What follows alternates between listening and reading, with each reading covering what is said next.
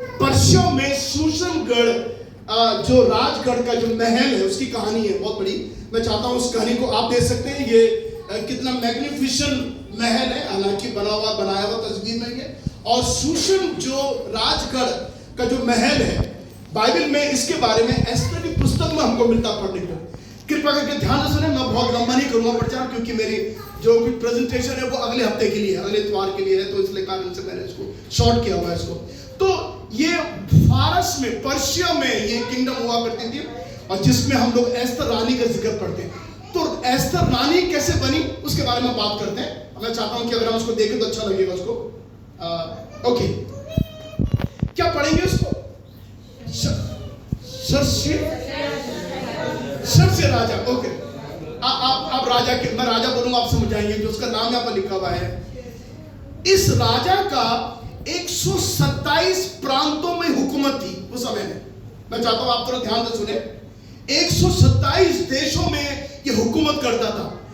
और किसी दुनिया के किसी भी धर्मशास्त्र में, काम खोलिए अपने जो बोलने जा रहा हूं, दुनिया के किसी भी धर्मशास्त्र में वो नहीं लिखा हुआ है जो बाइबल में लिखा हुआ है। बाइबल में लिखा हुआ है ये राजा 127 देशों में हुकूमत करता था। कहां से लेके कहां तक? हिंदुस्तान से लेके कूश तक। अरे आपको ताजुब नहीं हो रहा? ये इसने इंडिया में भी राज किया। इंग्लिश में इंडिया लिखा हुआ है। इस राजा ने 127 देशों में हुकूमत करी। ये एक ऐसा राजा हुआ जिसने हिंदुस्तान से लेकर और कूश, जिसको हम अफ्रीका बोलते हैं, Africa, so from India to Africa, इसने पूरी हुकूमत कर। बताइए, सोचिए इसकी हुकूमत कितनी बड़ी थी, इसका राजपाट कितना बड़ा था कि जिसकी हुकूमत 127 देशों पर होती थी। आपने कभी ध्यान नहीं दिया इस बात के लिए? ओके, जो हुकूमत देती थी, क्या बात थी? इसने एक सेमिनार अरेंज किया। इसने क्या करा? एक पार्टी अरेंज करी। और आपको ताजुब होगा, दुनिया में सबसे पहली 6 महीने चलने वाली पार्टी इसने अरेंज करी। जो पार्टी 6 महीने चली। कितने दिन चली? 6 महीने। बाइबल लिखा हुआ 180 दिन का सेमिनार चलाया 7 महीने। आप सोचिए ये राजा कितना धनवान था जिसने दुनिया के सारे 127 प्रांतों के लोगों को बुलाया, उनके साथ पार्टी करी, और वो पार्टी करीब 6 महीने चली। आपने सुना कोई राजमहल में ऐसा हुआ आज तक जिसमें 6 महीने पार्टी चली हो? 6 महीना, बाप रे बाप, 6 दिन भी भारी हो जाते। और उसमें सारे ऑफिसर्स, खजांची, ट्रेजरर, प्रेसिडेंट, फाउंडर्स, सारे लोग, जो टॉप लोग, 127 लोगों के देश के लोग थे, इन सबों का मिलकर उसने एक जलसा किया। और जब 127 देश के लोग आ रहे हैं, जब सोचिए तो सारे टॉप होंगे वो लोग, सारे ऑफिसर होंगे वो लोग, वो साधारण से नहीं होंगे लोग। उनके साथ 6 महीने 3 टाइम खाना खाना, ये कितनी बड़ी बात थी। बताइए, ये आदमी इतना धनी था, पूछो मत। इसने क्या करा? जब दिन पूरे होने लगे, इसने इन तमाम लोगों को, 27 प्रांतों के लोगों को बुलाकर उनको अपना जलवा दिखाया। उसने अपना महल दिखाया, अपने सोने चांदी खजाने दिखाए। उसने दिखाया मेरा राजपाट कितना बड़ा है, सारा सब कुछ उसने शो किया। आप जरा कल्पना करो कितना बड़ा आदमी था, कितना बड़ा राजा था। 6 महीने पार्टी चली। एक पार्टी में दीवाना निकल जाता है एक दिन का। आप शादी करो एक दिन, अब एक दिन की शादी करो, शादी में कितना लाखों खर्चा आ जाता है। इसने 6 महीने खिलाया लोगों को। अच्छा, अब सुनिए क्या हुआ।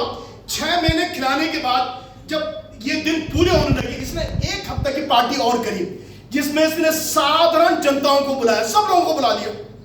जैसे माना हम सब राजकीय लोग हैं, ये 6 महीने हमने पार्टी करी। उसके बाद राजा ने 6-7 दिन के लिए तमाम बहनों के लोगों को बुला लिया। सारे लोग, गरीब, लाचार, लूले, लंगड़े, सब बुला लिया। भर दिया पूरा महल अपना, है ना जी। 7 दिनों को जलना चला, जिसमें शूशन राजगढ़ के सब लोगों को बुलाया गया। तो यार वो ध्यान, मैं थोड़ा बैकग्राउंड बना रहा हूं ताकि आप मेरी कहानी को समझ जाए मैं क्या बोलना चाह रहा हूं। 6 महीने पार्टी चली। आखिरी 7 दिनों में उसने तमाम जनरल लोगों को बुलाया, 7 दिनों के। और जब बुलाया उसने, तो राजा की ये इच्छा थी कि उस दिन वो अपनी रानी को भी बुलाए, और रानी को तमाम इन बड़े बड़े अधिकारी लोग उनको दिखाए कि मेरी बीवी कितनी सुंदर है। क्योंकि राजा की जो रानी थी उसका नाम था वष्टी। बोल दी, क्या नाम था उसका? बोलिए बोलिए बोलिए। अब सुनिए, कभी आपकी बेटी होगी ना, उसका नाम वष्टी रखिए, ब्यूटीफुल नेम है। ओ आई लाइक वष्टी। तो राजा ने अपनी पत्नी वष्टी को दिखाने के लिए सारे लोगों के सामने अपनी रानी को बुलाया कि तुम भी आओ, मैं तुम्हारी सुंदरता दिखाऊंगा, ये दिखाऊंगा कि मेरी बीवी कितनी सुंदर है। अब सुनिए क्या हुआ, वष्टी ने आने से मना कर दिया। वष्टी ने कहा मैं क्यों नुमाइश बनूं लोगों के लिए? 127 जो देशों के बड़े बड़े लोग आए हुए हैं, उनके बीच में मैं नुमाइश बनने के लिए बुलाई गई हूं। और ये बात लिखा हुआ, जब उसने नहीं आई, राजा को ये बात बुरी लगी। यहां से कहानी बिगड़ जाती है। सो ओके, 7वें दिन जब उसका दिल मगन हो गया दाक मधु पी के, उसने आज्ञा दी, आप पढ़ सकते हैं, मैं आपको कहानी छोटी कर रहा हूं। लेकिन वष्टी ने क्या कर, उसने मना कर दिया। खोजो तो राजा की आज्ञा पाकर रानी वष्टी ने इसे आने से क्या कर दिया, इनकार कर दिया। इस पर राजा बड़े क्रोध में जलने लगा। आप देख लीजिए, यहां पर मैंने सब आपके निवाला बना बना के रखा हुआ है, इसमें टाइम लगता है बहुत इसमें। अब मैं ये चाहता हूं ताकि ये जो स्टडी है ऐसे स्क्रीन पर दिखाकर आप लोगों सब तक ये कहानी बड़ी सरलता से पहुंच जाए। दिस इज माई डिजायर, ये मेरी इच्छा रहती है। ओके, तो रानी ने क्या कर दिया, आने से, सुनिए देखिए अब कुछ अच्छा होने वाला है। जब रानी ने राजा की आज्ञा का उल्लंघन किया, है ना जी, इसने किया, राजा को बुरा लगा, तब राजा ने क्या करा, पढ़िए कोई जना उसको। यदि राजा को स्वीकार हो तो यह आज्ञा निकाले और फारसियों और मादियों के कानून में लिखी भी जाए, जिससे कभी बदला न जा सके कि रानी वष्टी राजा शर्षेस के समीप फिर कभी आने न पाए, और राजा पटरानी का पद किसी दूसरे को दे दे जो उससे अच्छी हो। राज पटरानी का पद किसी और को दे दे। क्योंकि ये नहीं है, मतलब राजा की आज्ञा ना मानना कितना बड़ा अपराध, पाप माना जाता था। एक्चुअली वष्टी रानी का सर भी काटा जा सकता था, और क्योंकि वो पटरानी थी तो राजा ने हिम्मत नहीं करी। लेकिन लोगों ने यह बुरा माना कि हमारे राजा की आज्ञा को नहीं माना गया है, इसलिए वष्टी रानी की जगह में दूसरी पटरानी नियुक्त की जाए। ओके, सो ढिंढोरा पीटा गया पूरे राजमहल में, सुशुनगढ़ में ढिंढोरा पीटा गया। राजा के लिए पटरानी की एक ट्रेनिंग होने जा रही है, उसमें बुलाया जाए। तो जितनी सुशनगढ़ में जितनी भी कुंवारियां लड़कियां हैं जो दिखने में खूबसूरत हैं, वो सब राजा की पटरानी बनने के लिए सब राजमहल में आओ। और सुनिए, ये घोषणा पूरे सुशनगढ़ में कर दी गई, ढिंढोरा पीट दिया गया। रानी होने के, रानी अपने रानी वस्ती हटा दी गई इन्होंने। अब कौन रानी बनेगा? देखिए, कई बार परमेश्वर की बड़ी अद्भुत योजना हमारे जीवन के लिए भी होती है ना जी। हम आपसे कहना चाहता हूं, कभी प्रभु उन लोगों को हटाएगा और आपको वहां रखेगा। हालेलुया। कितने कंजूस लोग हैं आप। अगर मैं वहां दक्षिण भारत में तो सब चिल्लाते लोग, मेरा परमेश्वर शिफ्टिंग करना जानता है। Hallelujah, yes. अगर वो चीज अच्छी लग रही, प्रभु क्या कहा, हट यहां से, तू, मैं दूसरों को लेके आऊं। जब शाऊल राजा नहीं रहा उस समय, लेकिन जब राजा बनने के बाद जब उसने बदमाशी करी, जब परमेश्वर को कुछ लिखा, परमेश्वर उसको तुच्छ जाना, तो परमेश्वर ने राजा की जगह एक गड़ेड़िया को चुन लिया। क्या कर रहा है प्रभु तू? वो तो राजा है, राजा की जगह राजा को चुनना तू एक गड़ेड़िया, एक भेंट चकना चाहने वाले लड़के को क्यों चुन रहा? परमेश्वर की योजना बड़ी अजीब है। हालेलुया। जिस तरह से आप सोचते हैं परमेश्वर नहीं सोचता। एक लड़का प्रार्थना करता कई बार, प्रभु एक अच्छी लड़की मिल जाए, खूबसूरत सी प्यारी सी गोरी चिट्टी, कमर पतली हो उसकी, गोरी हो प्रभु, और आंखें बड़ी बड़ी हो, प्यारे प्यारे से हो उसको, और अच्छी हो प्रभु, दिखने में अच्छी हो। प्रार्थना करते कई लोग, लड़कियां भी करती, ओ प्रभु हैंडसम हो, ओ बहुत बहुत गुड लुकिंग हो प्रभु, क्या सीना चौड़ा हो उसका, ऐसा हो प्रभु, अच्छी नौकरी करता हो, टाइट पेट में ना निकला हो उसके बाद, ऐसा हो बढ़िया। नहीं, गुड अच्छी बात है, लेकिन मालूम प्रभु क्या कहता है, ये मैं तुझे नहीं दूंगा, क्योंकि मेरी तेरे लिए योजनाएं अलग है। तू तो खूबसूरती देखेगी, बाप जाए तब तो थप्पड़ मारेगा, अच्छा लगेगा तुझे? तो प्रभु कहेगा तो खूबसूरत देख रही है, लेकिन मैं उसका थप्पड़ देख रहा हूं जो तुझे मारने वाला हो। आप लोग मेरे को देख रहे हो। कुछ चेंज, कुछ होने वाला है, परमेश्वर नया कर रहा है, कुछ प्रभु कर रहा है, कुछ शिफ्टिंग प्रभु कर रहा है हमारे जीवन में। सो परमेश्वर ने बड़े अनुग्रह से वष्टि को हटा दिया। अब जब ढिंढोरा पीटा गया पूरे सुसनगढ़ में, राजकुमारी राजपट रानी के लिए एक नियुक्ति की जा रही है। जितनी भी घरों में लड़कियां जो कुंवारी है, दिखने में सुंदर है, वो सब राजमहल में आ जाएं। और सुनिए, जितनी लड़कियां राजमहल में जाती थी उनको नहलाया जाता था, बड़े बड़े सुंदर सुंदर परफ्यूम से, खुशबूदार पानी में उनको नहलाया जाता था, उनका पूरा मेकअप किया जाता। राजा के सामने आना भी, बताइए, जो 6 महीने पार्टी दे सकता है, सोचिए कितना बड़ा राजा रहा होगा। उसके सामने आना कितनी बड़ी बात है। सबको तैयार किया गया।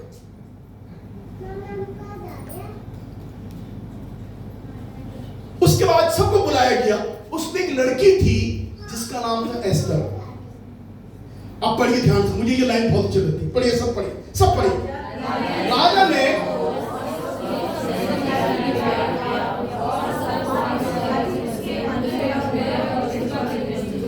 आपके पास में हालेलुया बोलना। सुनिए, राजमहल कुंवारी लड़कियों से भर गया। मैं चाहता हूं आप कृपया करो तस्वीर दिमाग में बनाए। सारी लड़कियां आ गई पटरानी बनने के लिए, खूबसूरत से खूबसूरत लड़कियां आ गई, शायद पढ़ी लिखी भी होंगी इनमें से कई भी। अब तैयार जब वो मेकअप किया, वो मेकअप तो लड़की और अच्छी लगती है, लेकिन आप लोग मत जाइए मेकअप के लिए।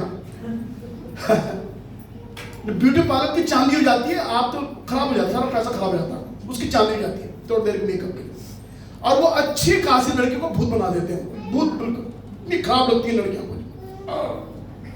नॉर्मल लड़की अच्छी लगती है, लेकिन जब वो जाती है ब्यूटी पार्लर में, अरे बाप रे बाप, फिर उनका मुंह देखो। मैं तो मुंह नहीं देखता कई बार, मुझे अच्छी लगती है। मैं सब कह रहा हूँ, मैंने देखता हूँ, तो मैं आपको सच कह रहा हूँ, ईमानदारी से कह रहा हूँ, मुझे पसंद नहीं आती बिल्कुल। वो पहले बहुत अच्छी लगती थी। भाई हमारी बेटी, हमारी बच्ची, वो भी भूत बना देते हैं मेकअप वाले, पता पता पता पता पता पता करके, यहाँ यूं करके उठा के जाने करके, और वैसे भूत बन के बाहर निकलते। और मैं सोच रहा हूँ, आप अपनी खुद की लड़की को पहचान नहीं सकते, ये मेरी बेटी है। अरे बेटा, तुम वही हो कि मैं दूसरी ले आया उठा कर। बचिए तमाम चीजों से, थोड़ा बहुत जो फेयर एंड लवली लगा लीजिए घर में अपने, आप अच्छे लगते हैं। और सब बढ़कर यीशु की सुंदरता आपके ऊपर। हालेलुया। और मैं बताऊं, आपको कोई सुंदर कहने के, लेकिन जितने आप बैठे हुए आप सब सुंदर हो। हालेलुया। क्योंकि आप यीशु को प्यार करते। You are all beautiful. आप सुंदर हो। रानी वष्टि से बढ़कर आप सुंदर हो। लिखा हुआ है, जब वो पूरा महल कुंवारी लड़कियों से भर गया, तब राजा ने की दृष्टि एक लड़की भी गई। वो कोने पे कौन बैठी है? इसको बुलाया कोने पे जो बैठी, इतनी लड़कियों बुलाया। आप देखिए परमेश्वर का फेवर, अनुग्रह देखो। आप लड़की बोल, आप यहाँ बुलाया गया उसको। जब आए आप सामने आओ। और तब लिखा हुआ, तब राजा ने सब स्त्रियों से अधिक एस्तर को प्यार किया। हालेलुया। और लिखा हुआ, सब कुंवारियों में, इसका मतलब कुंवारियां भरी हुई थी वहां पर में, उससे सबसे अधिक उसके अनुग्रह और कृपा की दृष्टि एस्तर पर हो गई। मैं आपसे कहना चाहता हूं मेरे प्रिय, इस दुनिया में अगर परमेश्वर के लिए कोई सुंदर है तो वो आप। अब हालेलुया नहीं, थोड़ा मिठाई का डब्बा भी भिजवा दीजिए। हाँ, ऐसा तो नहीं कि आपको मक्खन लगा रहा, आपसे मक्खन से लगा रहा ताकि मिठाई का डब्बा आ जाए। नहीं, ऐसा कुछ नहीं। ये ऑल आर, हम जब एक बार यीशु को पा लेते हैं मेरे प्रिय, यीशु की सुंदरता हमारे अंदर आ जाती है। मैंने देखा अच्छे बदमाश लोग, बिल्कुल बिगड़े हुए लोग, जब प्रभु के पास आए और ये लोग उसको अच्छा मानते लगे। अरे क्या ब्रदर, आप कितने अच्छे हो। ये अच्छाई उसकी नहीं है, जो यीशु उसके दिल में आया है, उसने उसको बदल दिया, उसने उसको खूबसूरत बना दिया। एस्तर पर राजा के अनुग्रह और कृपा की दृष्टि हो गई है। आज हम क्या बात करने जा रहे हैं, मैं इसका मतलब आपको बता दूंगा। मैं चाहता हूं प्लीज आप अनुग्रह या के वर्ड को समझ जाइए। जितने लोग हैं समझ जाइए। लोग अनुग्रह को हम अंग्रेजी में ग्रेस कहते हैं, पर रियल में अनुग्रह ग्रेस नहीं है। दरअसल अनुग्रह जो शब्द है वो आता है अंडर फेवर। मैं बार बार कितनी बार आपसे बोलता हूं, फेवर जो वर्ड है आप डिक्शनरी में देख लीजिए, आप गूगल करके देख लीजिए, अनुग्रह के लिए ग्रेस तो आता ही है, ग्रेस बहुत अच्छा शब्द है, लेकिन उससे बढ़कर फेवर आता है। फेवर का मतलब होता है अनुग्रह, इनायत। उर्दू में आप देख रहे शब्द, मुझे शब्दों से काम करना या खेलना मुझे बहुत सारे शब्द, आई लव जितने वर्ड्स हैं। उसके बाद में पक्ष, तरफदारी, अति कृपा। इसका मतलब फेवर का मतलब ये होता है कि जिसके लायक ना होना उसका मिल जाना अनुग्रह होता है। ये होता है एक्चुअली ग्रेस जो वर्ड है वो ये है कि हमने कहते हैं हम आपको ग्रेस मार्क दे रहे हैं, नहीं कहते, अरे आप सब पढ़े लिखे लोग हैं, नहीं कहते ग्रेस मार्क मिल गया उसको, या आपको ग्रेस टाइम मिल गया। LIC की पॉलिसी में आप देखें उनका 1 महीना ग्रेस होता है, उनका 1 महीने का जो पॉलिसी आप जमा करते हैं उसका 1 महीना ग्रेस होता है। हम बता रहे हैं आपको, आप 1 महीने के बाद भी जमा कर सकते हैं। हर चीज में ग्रेस है, मतलब आपको LIC एक फेवर देती है। अगर आपकी पॉलिसी समाप्त होने के बाद आप अगले महीने तक दे सकते हैं, उस डेट तक। मैं क्या कहना चाहता हूं आपसे, जिसके लायक हम नहीं हैं यदि वो हमको मिल जाता है ये अनुग्रह होता है। हालेलुया, समझ जाइए परिभाषा को। इसका मतलब हम लायक नहीं थे, एस्तर लायक नहीं थी। मैं बताऊंगा एस्तर कौन थी। दरअसल एस्तर के पृष्ठ में बताऊं एस्तर कौन थी।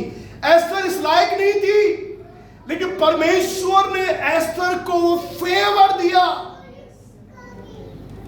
कि वो शूशन गढ़ राज्य में उसकी पटरानी बन जाए। ये कौन करता है मेरे बेटियों? ये सर्वशक्तिमान परमेश्वर है जो स्वर्ग में बैठ के हमारे लिए तमाम इन योजनाओं को बनाता है। हालेलुया। अब सुनिए ध्यान से, व्यवस्था तो मूसा के द्वारा दी गई, परंतु अनुग्रह मतलब फेवर और सच्चाई किसके द्वारा पहुंची है? यीशु के द्वारा पहुंची है। तो व्यवस्था क्या थी? कठोर थी।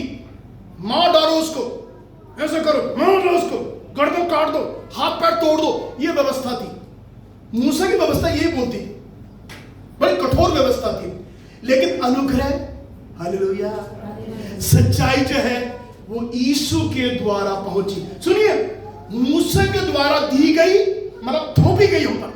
लो व्यवस्था, लो कानून, लो, नहीं करोगे तुम्हारा हड्डियां तोड़ देंगे, ये कानून था।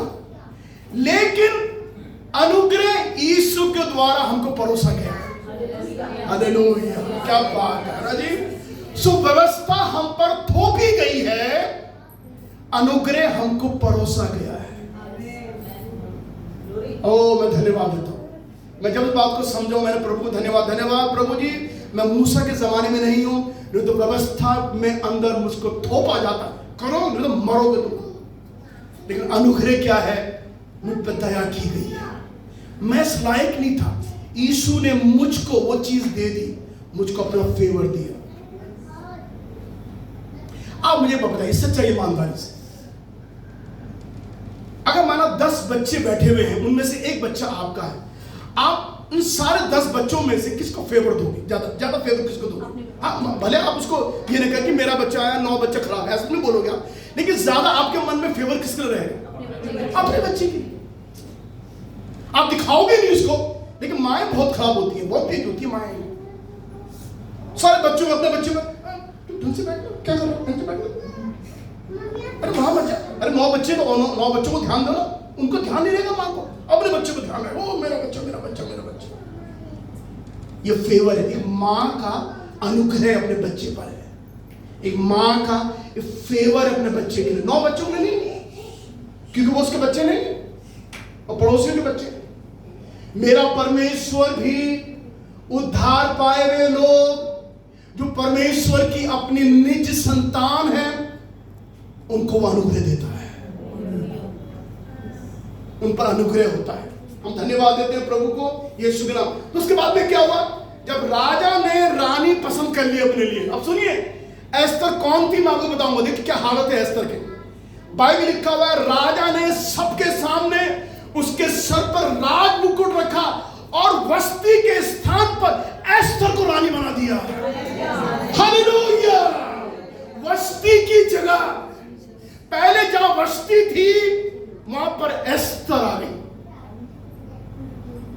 और आपको अच्छा नहीं लगा सुनना?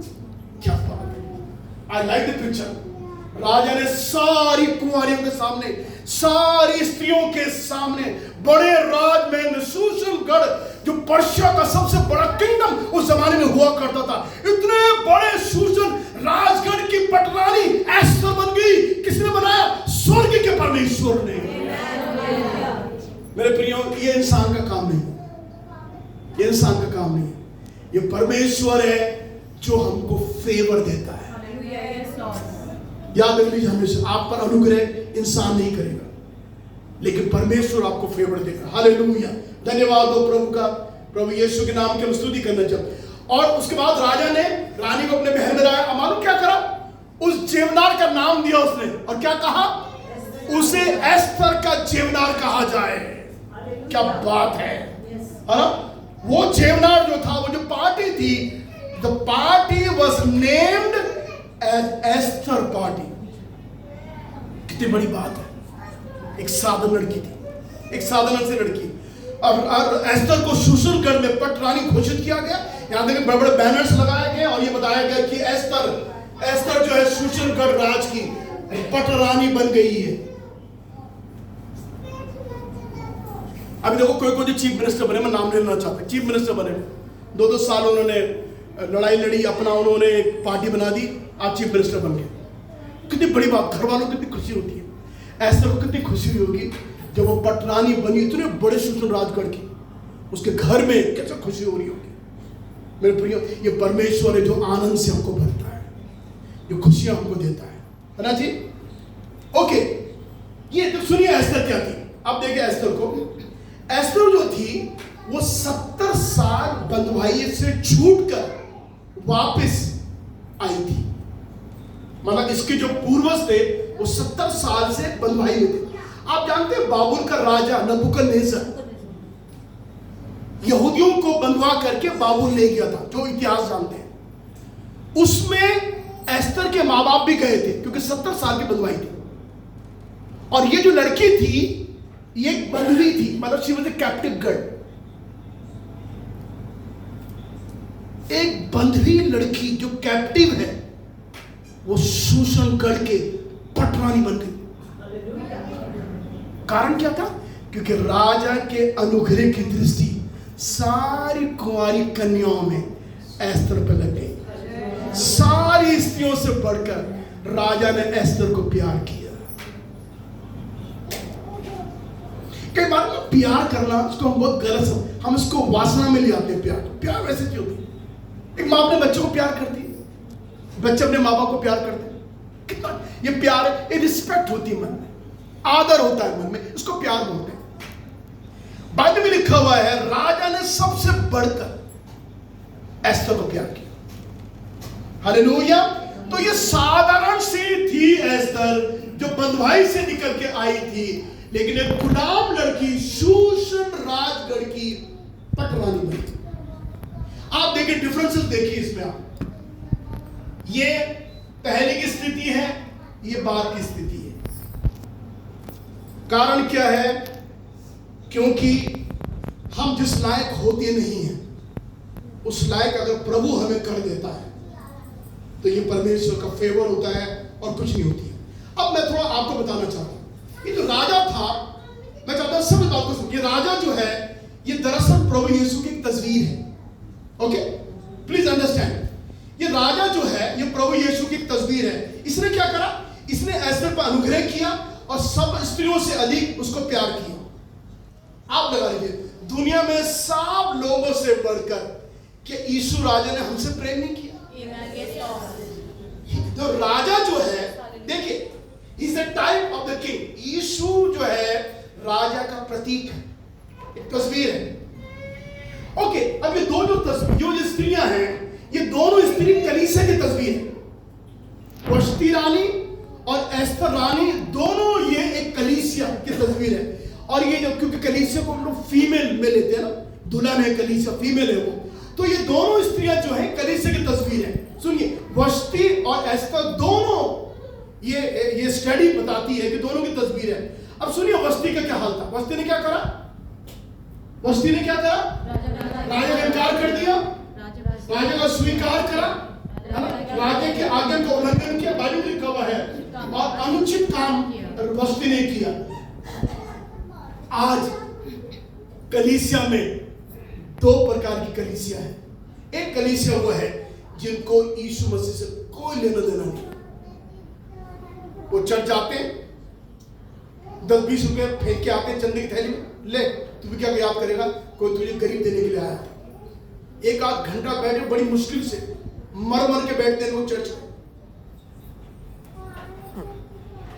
सुनो भाई सुनो, नहीं जाओगे तो बस मेंबरशिप हट जाएगी, चलो चलते हैं, कुछ भी मरो, चलो चलते हैं। उन्हें कोई भी यीशु से लेना देना नहीं। Indirectly they deny Jesus. Indirectly वो क्या करते हैं, ऐसा करके यीशु का क्या करते हैं, वो इनकार करते हैं। हमें धर्म चाहिए, हमें यीशु नहीं चाहिए। भैया बहुत ध्यान से सुनना। और कितने लोग चर्च में आज बस्ती के तरह है, इस बस्ती के तरह जिसने राजा का अर्थात यीशु का इनकार किया। मैंने बताया राजा जो है वो यीशु का तस्वीर है। उन्होंने यीशु को स्वीकार किया, यीशु की आज्ञा का उल्लंघन किया। उन्होंने वो किया है चर्च में रहने के बावजूद भी जो अनुचित था। ये बहुत कठिन कठोर बात है जो मैं आपसे बता रहा हूं। ऐसी वस्ती रानी के समान आज चर्च में लोग घुसे हुए हैं, जो चर्च में दिखते तो हैं लेकिन चर्च के नहीं है वो लोग। हेलो, यस, आप मुझे समझाइए। मुझे 46 साल चर्च का बहुत बड़ा अनुभव है। मुझे 46 साल कम नहीं होते। मैं तो चर्च का आदमी हूं, चर्च में घुसा हुआ हूं, और चर्च ही मेरी जिंदगी में और कुछ और नहीं है। तो मुझसे ज्यादा कौन समझेगा चर्च के बारे में, आप बताइए। आज चर्च में ऐसे लोग हैं जो ईसाई धर्म के हैं लेकिन यीशु से कोई मतलब नहीं है लोगों का। हार्डली कभी बाइबल भी नहीं पढ़ते हो, बाइबल पढ़ते भी नहीं कभी।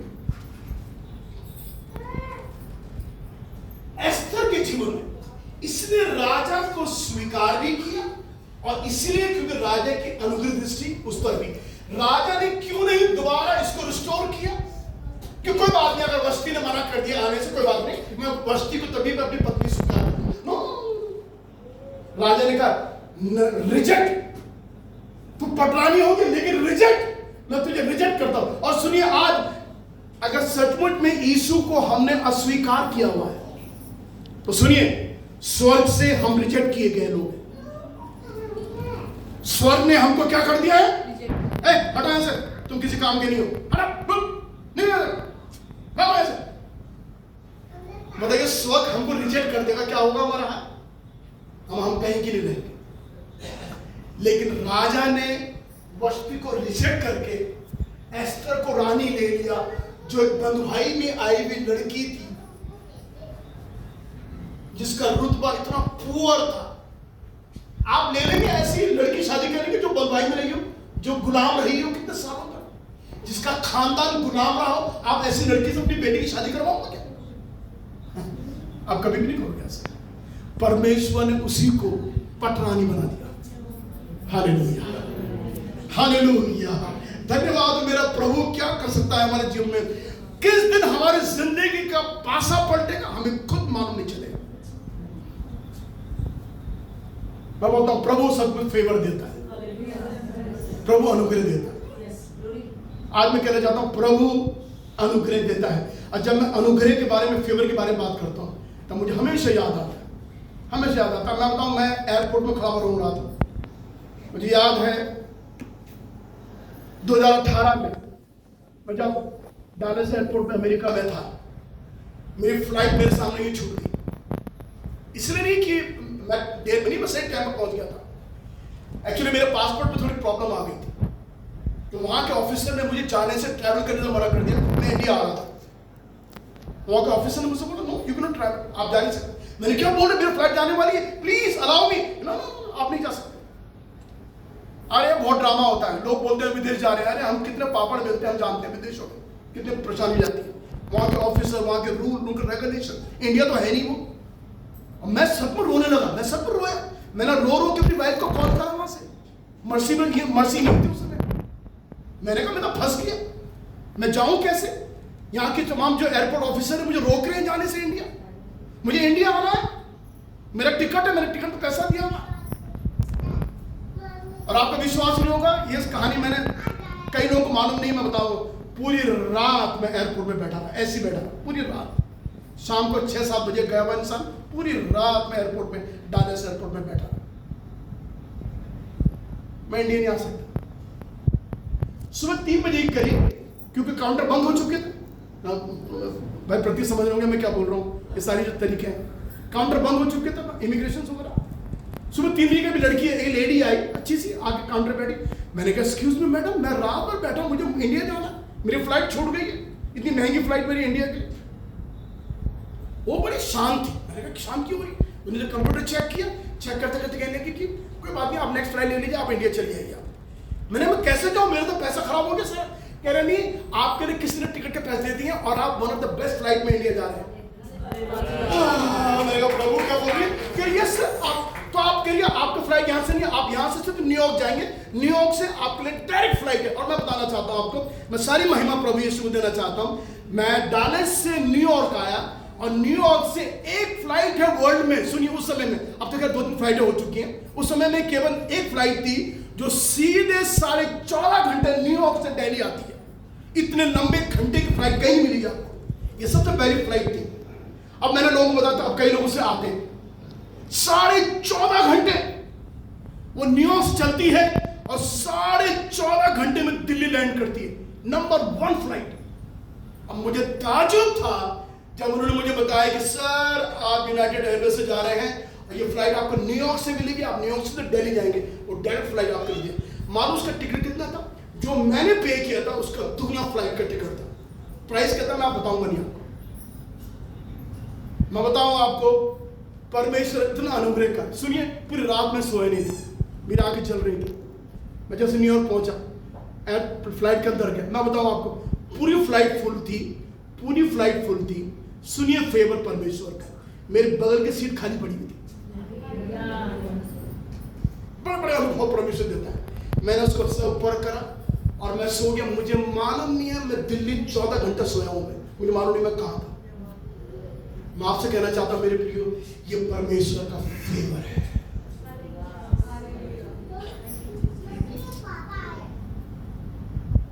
किन किन ने पे करा मेरे फ्लाइट का टिकट मुझे मालूम नहीं, लेकिन वो लेडी कहने लगी कि आपको पूरी फ्लाइट, इतनी महंगी फ्लाइट, आपका पूरा पे हो जाएगा। हालेलुया। कई बार आपको लगेगा ओ मेरी फ्लाइट चली गई, मैं कैसे जाऊंगा। मैं बता, लोगों को रोता हूं, मैं रोया हूं, कितने बार लोग रोते हैं एयरपोर्ट में, बुरे हाल हो जाते हैं। लेकिन परमेश्वर बड़ा अनुग्रह का, परमेश्वर बड़े दया के साथ हालेलुया अपना अनुग्रह करा। वस्ती की जगह में परमेश्वर ने एस्तर को ले लिया, जो शूशनगढ़ की राजकुमारी बन गई। अब सुनिए, देखो परमेश्वर की फिलॉसफी देखो क्या लिखा हुआ है। परमेश्वर ने जगत के 3 प्रकार के लोगों को चुन लिया। सब कान खोल के चुन लीजिए, इस बात को लेके जाए यहां से। परमेश्वर ने 3 प्रकार के लोगों को दुनिया से चुन लिया। कौन कौन लोग हैं? कौन कौन लोग हैं? जिन्होंने डबल MA किया हुआ अंग्रेजी में, जो PhD हैं, जिनके पास डॉक्टर डिग्री है। किसको चुना परमेश्वर? अरे हालेलुया। आप चुनेंगे मूर्खों को? सुनिए, जिससे आपकी शादी हो रही है माना बेवकूफ, आप चुनेंगे उसको? आप अपने ऑफिस में काम करने वाले बेवकूफों को चुनोगे? आप नहीं चुनेंगे ना, परमेश्वर चुनता है। दूसरी कैटेगरी लोग कौन है? निर्बल। आप चुनेंगे जो कमजोर है, जो पतला सा, सोड़ा सा, फूक मारो तो गिर जाएगा। ऐसे लोग आप चुन लेंगे अपने लिए? आप क्या चाहेंगे? भाई बॉडी बिल्डर हो, जिम जाने वाला हो, एक घूसा मारो तो मर जाएगा। तीसरी कैटेगरी क्या है? ये तो बहुत ही बेकार है। परमेश्वर ने जगत के नीचों को, नीच जो लोग हैं, और तुच्छ को, जो कहते हैं हमें तुच्छ है, और वरन जो है भी नहीं, मतलब जो तुझ भी नहीं है, निकम्मे भी नहीं है, उनको भी परमेश्वर ने चुन लिया। हालेलुया। ये क्या चुनाव है परमेश्वर का। ये खुदा बाप चुन कैसे रहता है। मैं कभी नहीं चुनूंगा बेवकूफ इंसान को, कभी नहीं चुनूंगा। मैं कभी भी कमजोर इंसान को, आप भी नहीं चुनेंगे ना मैं चुनूंगा। हम अक्सर अपने लोग इंटेलिजेंट लोग चुनते हैं, पढ़े लिखे लोग, सुंदर, गुड लुकिंग, हैंडसम। हम कहते हैं भाई हमारा दामाद तो बहुत बड़े, हमारी बेटी है, हमारा बेटा। हम नहीं चुनते, हम इतनी बड़ी गलती नहीं करते।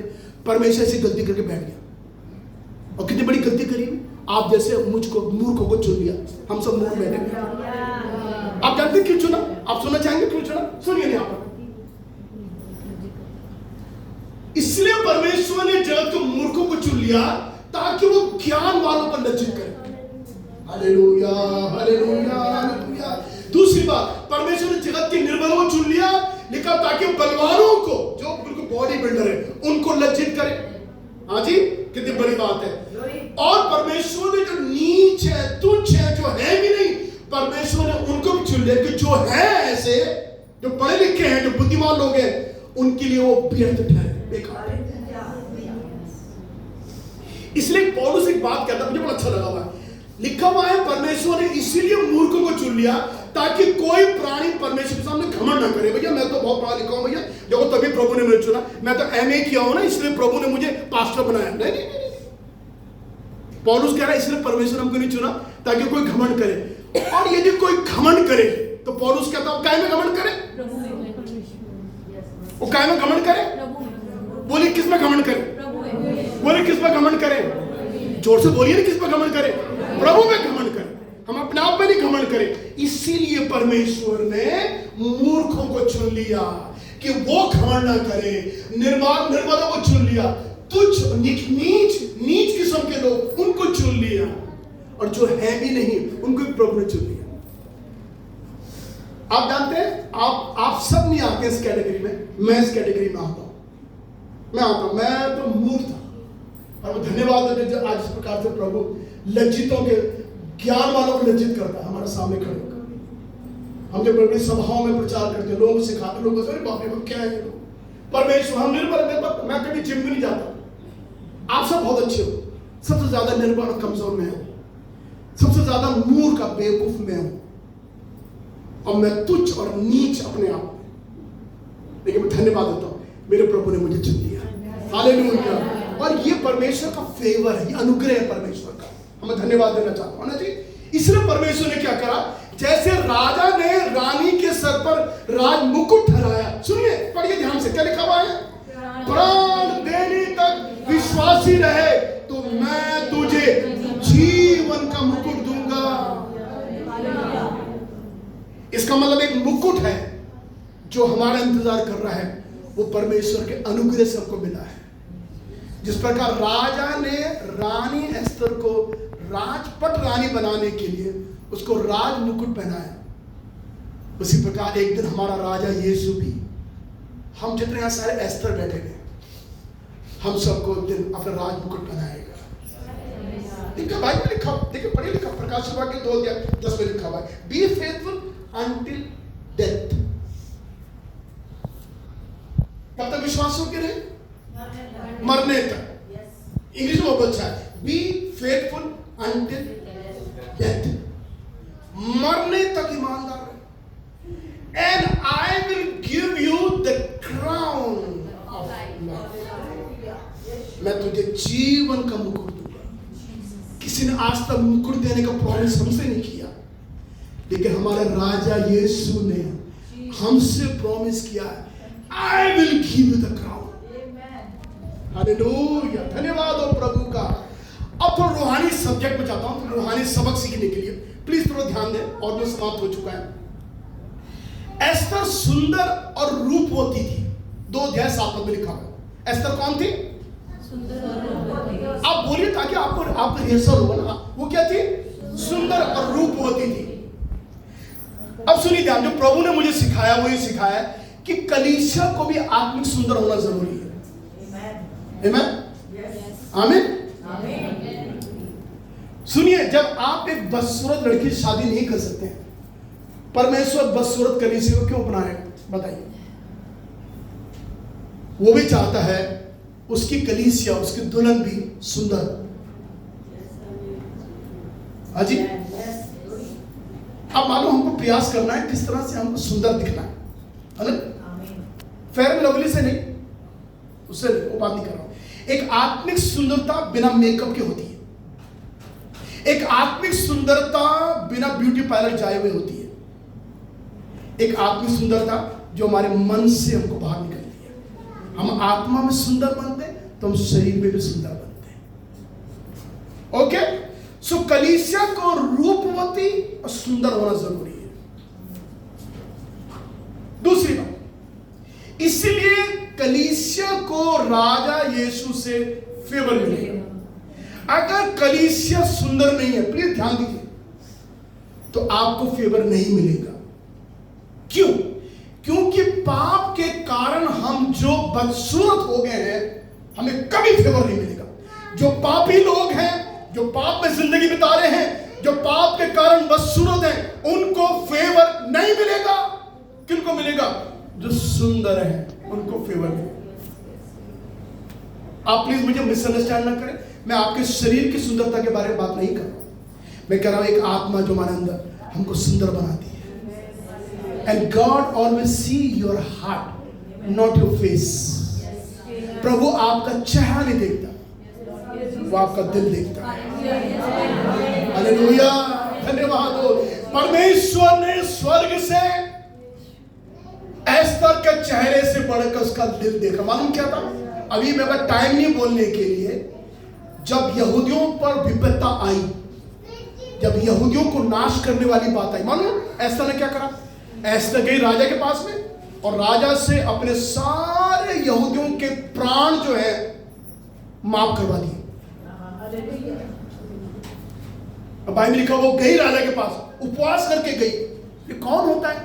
ये वो है जिसका दिल प्रभु ने स्वर्ग से देखा था और प्रभु ने उसको रानी बनाया था। अगर आप और मैं जीवन में कुछ बनेंगे, इसलिए बनेंगे क्योंकि हमारा दिल सुंदर है। हालेलुया। भले बाहर से हम काले हैं, महंगे हैं, टेढ़े हैं, हमारी आंख नहीं है, हमारे कान सही नहीं है, अंदर से हमारी आत्मा जो है, प्रभु ने उसको सुंदर बनाया है। और कलीसिया को, उस कलीसिया को फेवर मिलेगा जो सुंदर है। सब बोले हालेलुया। सब प्रार्थना करें, प्रभु मुझे सुंदर बना, प्रभु मुझे सुंदर बना। वो ब्यूटी पार्लर वाली सुंदर नहीं, वैसे सुंदर बना, मेरी आत्मा का सुंदर बना, मेरे पूरे जीवन को सुंदर बना। क्योंकि जब तक मैं सुंदर रहूंगा, आपका फेवर, आपका अनुग्रह मुझको मिलता रहेगा। So become beautiful, become smart, क्योंकि प्रभु की इच्छा। उसके बाद में आगे चलकर आपकी आत्मिक सुंदरता, ये लाइन बहुत अच्छी है कि मैंने इसको डार्क किया हुआ है, लाल से किया हुआ है। आपकी आत्मिक सुंदरता आपको यीशु की ओर खींचेगी। जैसे एक लड़की, खूबसूरत लड़की एक लड़के को, लड़कों को खींच लेती है अपनी ओर। ये सब आप सब जानते हैं ना, आप तो बहुत फेक बात है ना। एक खूबसूरत लड़की क्या कर लेती है? अच्छे अच्छे लड़कों को, बुड्ढों को भी खींच लेती है। अरे क्या लड़की है, बाप रे बाप, कितनी सुंदर है। उसकी सुंदरता ने अच्छा अच्छा को मोह लिया। कलीसिया अगर सुंदर होगी, आप यीशु को मोह लेंगे। देखिए नया सब्जेक्ट, वो नई बात है, प्रभु नई बातें बता रहा। If you want to attract Jesus, be beautiful, become beautiful. Oh yes, यीशु अट्रैक्ट होगा आपसे और आपको फेवर मिलेगा, आपका अनुग्रह मिलेगा। वस्ती ने राजा का निमंत्रण स्वीकार नहीं किया, जो रानी पहले रानी थी, है ना जी। राजा को उसने ना कह दिया। She said no to the king। आप बताइए, राजा को ना बोलना अच्छी बात है क्या? अरे बाप रे बाप, आपकी हिम्मत कैसे हुई राजा को ना बोलने की? वस्ती ने राजा को ना कह दिया। आप किसी को ना देके, ना करके बोला, कितना बुरा मानेगा? अरे इसको देखो कि ना कर रहा है मुझसे, ऐसा करोगे? मैं तो नहीं कर रहा। बताइए कितनी हिम्मत है इसकी, मुझे ना कर रहा। वस्ती ने राजा को ना कह दिया। और आप तो जानते हैं, मैं अक्सर एक बात कहता हूं, दुनिया में सबसे बड़ा पाप मालूम क्या है? काम खोल लीजिए आप सुबह, सब काम खोल लीजिए। झूठ बोलना, चोरी करना, हत्या करना, ये बड़ा बड़ा पाप नहीं है। सबसे बड़ा पाप सुनिए, सबसे बड़ा पाप ये होता है जब आप परमेश्वर को नो कहते हैं। No to God is always a sin. परमेश्वर को ना कहना ये दुनिया में सबसे बड़ा महापाप होता है। मालूम आपको? बस दुनिया के हाँ हाँ हाँ हाँ हाँ हाँ, शादी में आओगे, हाँ हम तो आएंगे। पार्टी में, हाँ हम तो आएंगे। चर्च आओगे ना, चर्च नहीं, टाइम नहीं मिलता, बड़ा मुश्किल होता है। वॉशिंग मशीन में लगानी है, कपड़े धोने, एक दिन तो छुट्टी का मिलता है, बड़ा मुश्किल। 6 दिन 7 दिन काम करते हैं, ये बड़ा बड़ा बड़ा बड़ा बड़ा। और आराधना करने के लिए टाइम नहीं है। तो आप क्या कह रहे हैं? आप प्रभु को क्या बोल रहे हैं? ना प्रभु, ना ना ना ना। आप क्या कह रहे हैं? आप सबसे बड़ा पाप कर रहे हैं।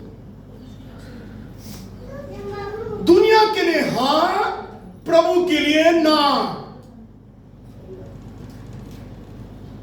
हाँ जी, कितने लोग राजी हैं पास? हाँ जी, कितने लोग? आप किसी का हाथ उठाए में आप मत उठाइए, मुझे मालूम है आप हाथ उठाओगे, क्योंकि आप भी कई बार ना बोलते हो ना प्रभु, कई बार बोलते हैं। नतीजा वस्ती से पटरानी का पद छीन लिया गया। सुनिए ध्यान से, क्योंकि जब वस्ती ने राजा को मना कर दिया, ना ना ना ना ना ना, मैं नहीं जा रही, मैं नहीं जा रही, तो पटरानी का पद छीन लिया। अब सुनिए, आपके कान खड़े होने वाले हैं, आप आगे गए। हम कलीसिया से दुल्हन का पद छीना जा सकता है। अगर हम यीशु को ना बोलेंगे, हमसे दुल्हन के पद होने का छीना जा सकता है। प्रभु कहेगा तू मुझे ना कह, चल जा यहां से, तू मेरी दुल्हन नहीं, यहां से मैं उसको दुल्हन बना देता हूं। कलीसिया क्या है? प्रभु यीशु की दुल्हन है। यीशु राजा है, हम सब यीशु की रानी है, पटरानी है हम सब। अगर आप यीशु के लिए ना बोलेंगे, परमेश्वर के लिए, तो आपसे दुल्हन के पद होने का जो सौभाग्य है वो आपसे छीना जा सकता है। बड़ा अजीब लग रहा है सुनते? जी हाँ, जब वो पटरानी अपना पद उसका छीना जा सकता है, तो हमारा क्यों नहीं? हम जो कलीसिया है, अपना ध्यान रखें, आपकी जिंदगी में आगे बढ़े। अब जल्दी से, परमेश्वर ने नूह पर अपना फेवर दिखाया है ना जी। और देखिए अंग्रेजी में क्या लिखा हुआ? अंग्रेजी में लिखा हुआ है यहां पर में, Noah found favour in the eyes of the Lord. Nuh परमेश्वर की दृष्टि में उसको परमेश्वर से अनुग्रह मिला।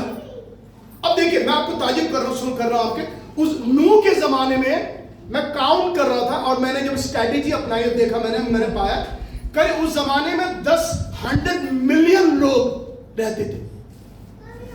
उस समय जनसंख्या दुनिया की करीब 100 बिलियन थी।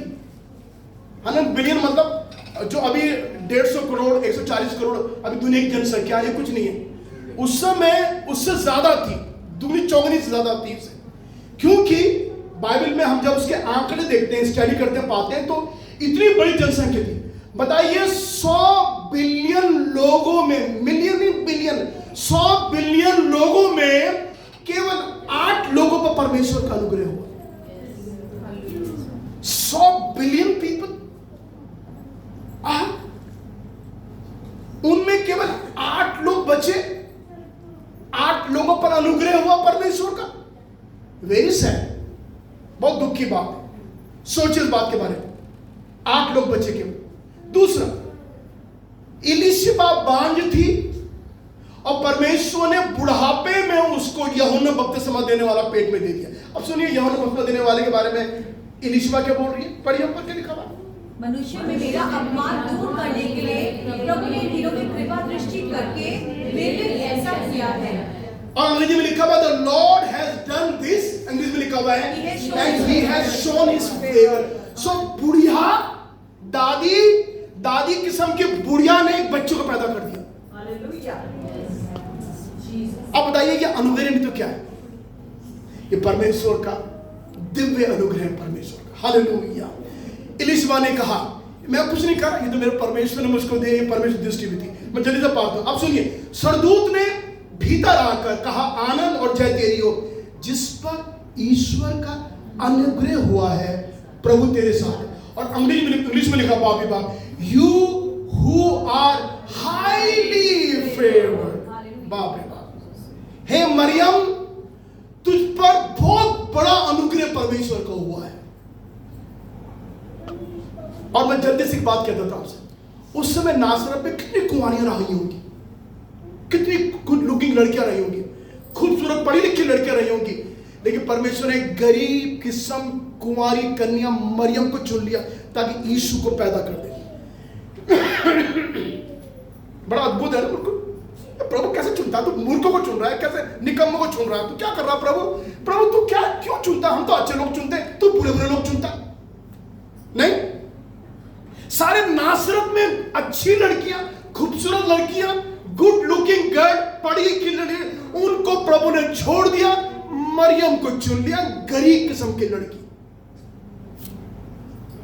और मरियम ने अपने जिंदगी में कभी सोचा नहीं होगा कि वो एक उद्धारकर्ता की मां बन जाएगी। हालेलुया! ये परमेश्वर का अनुग्रह है, ये परमेश्वर का फेवर है मेरे प्रियो हमारे जीवन में। मैं समाप्त करने वाला हूं। हालांकि एक बात और आपसे कहना चाहता हूं, और उसके बाद सुनिए, ये बड़ी अच्छी बात है। फिर उसके बाद में मरियम इलीशबा से मिलने के लिए उसके गांव गई, और तब क्या कहने लगी? इलीशबा ने क्या कहा? और ये अनुग्रह मुझे कहां से हुआ कि मेरे प्रभु की माता मेरे पास आई? इलीशबा ने कहा, ये अनुग्रह मुझ पर कहां से हुआ कि मेरे प्रभु की माता मेरे पास आई है? मतलब यहां पर सबसे पहले मरियम को माता कह के संबोधित इलीशबा ने किया, जो बुढ़िया थी, जिसका बच्चा अब 6 महीने का बच्चा पेट में था। और मरियम उसी समय यीशु का बीज अपने पेट पर लेकर इलीशबा से मिलने पहुंची थी। और ध्यान से सुनना इस बात को, बड़ी खास बात है। मतलब इलीशबा का पूरा 6वां महीना है, बुढ़िया का, दादी का, हाँ, इसके बारे में आपको बता रहा था। और मरियम के पेट में अभी गर्भ का फल आया है, अभी पेट में क्या, और वो गर्भ का फल लेकर जब इलीशबा से मिलने गई, मेरे तरफ देखिए आप, मिलने गई, ये बुजुर्ग महिला जिसके पेट में 6 महीने का बच्चा है, अभी तक पेट में बच्चे की हरकत नहीं हुई थी। और जैसे मरियम के पास गई, ओ मुझे बड़ी आशीष मिली, जैसे मरियम के पास गई, इलीशबा ने उसको पकड़ कर उसको प्यार किया और ये कहा, ये अनुग्रह मुझे कहां से हुआ है, ये फेवर मुझे कहां है कि मेरे प्रभु की माता मेरे पास आई।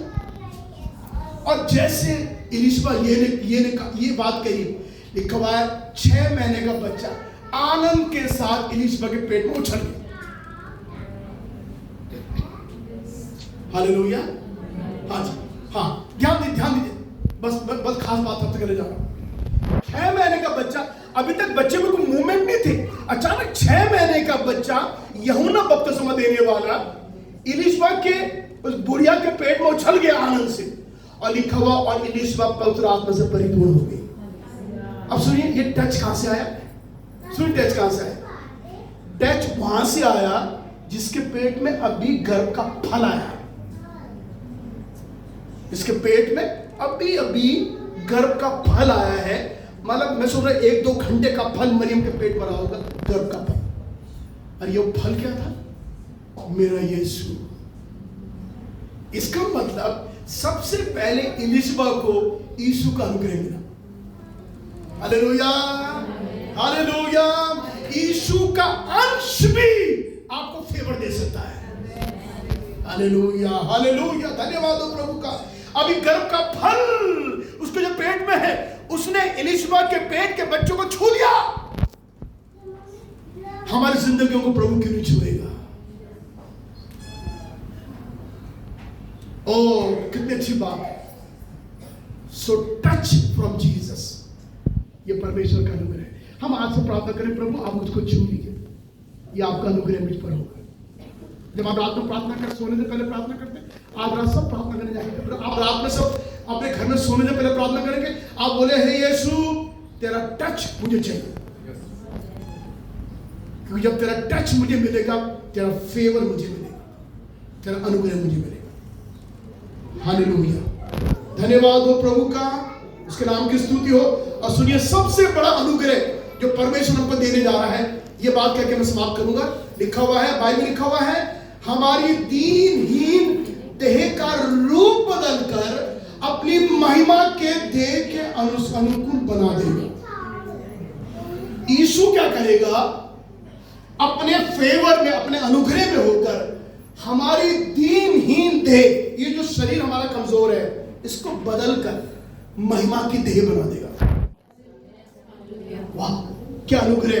और दूसरी बात तो बहुत सुंदर है, वो ये लिखा हुआ है, वरन इस रीति से हमारे प्रभु और उद्धारकर्ता यीशु मसीह के अनंत राज में बड़े आदर के साथ प्रवेश करने पाऊं। अरे बाप रे बाप। सो प्रभु हमारा रूप बदल देगा, हमारे कमजोर, हमारे दीनहीन शरीर को बदल कर महिमा का शरीर देगा। उसका बाइबल में लिखा, वो क्या करेगा? हमको बड़े आदर के साथ स्वर्ग में प्रवेश करवाएगा, आदर के साथ। सर आइए प्लीज, सर आइए प्लीज। सरदूत आपकी चपरासी करेंगे, चपरासीगिरी करेंगे। आइए सब प्लीज आइए, आदर के साथ। ये सबसे बड़ा अनुग्रह आपके मेरे लिए। हमारा रूप बदल जाएगा, दीनहीन देह बदल जाएगी, महिमा का शरीर मिल जाएगा। उसके बाद महिमा का शरीर प्राप्त किया हुआ इंसान, बाइबल लिखा, स्वर्ग के राज में स्वर्गदूतों के गार्ड में होकर आदर के साथ स्वर्ग के राज में प्रवेश करेगा। यस, हमारा स्वर्ग राज। ये कौन थे? जो मूर्ख थे। ये कौन थे? जो निर्बल थे। ये कौन थे? जो है भी नहीं थे, जो नीच तुच्छ थे। आज स्वर्ग के राज में आदर के साथ प्रवेश कर रहे हैं। ये परमेश्वर का अनुग्रह है, ये गॉड्स फेवर है। अपने सर को झुकाने की प्रार्थना करें। हालेलुया। सारे सुसंगत राज में किसी को वो अनुग्रह नहीं मिला जो एस्तर को मिला, जो 70 साल की बंधुआई से छूट के आई। मेरे प्रियो, परमेश्वर आप पर अनुग्रह करेगा। और आज सुबह आप भी कहें, प्रभु तेरा अनुग्रह मुझको मिलना चाहिए। Can you pray like this? आप मेरे पीछे पीछे बोल सकते हैं अगर आप चाहते हैं। और जिसको ये प्रार्थना नहीं करनी तो आप अपना मुंह बंद रखें, लेकिन जिसको करनी है तो आप मेरे पीछे प्रार्थना कर सकते हैं। बोलिए, हे प्रभु यीशु मसीह, तू मेरा राजा है और मैं कलीसिया होकर तेरी दुल्हन हूं, अर्थात मैं तेरे महल की रानी हूं। प्रभु तूने मुझे पटरानी बनाया और तूने मुझे वो अधिकार दिए, तूने मुझे वो फेवर दिया। मैं इसके लिए आपको धन्यवाद देता हूं। प्रभु तूने दुनिया के मूर्खों से बाहर निकालकर तूने बुद्धिमान बनाया। मैं तो कमजोर था, तूने मुझे बलवान बनाया। प्रभु मैं तो कुछ नहीं था, तूने मुझे सब कुछ बनाया। ये तेरा अनुग्रह है। प्रभु मैं चाहता हूं तेरा अनुग्रह, तेरा फेवर मुझको दिया जाए। यीशु मसीह के नाम से तेरा अनुग्रह मुझे मिल जाए। हालेलुया। यीशु के नाम से आमीन।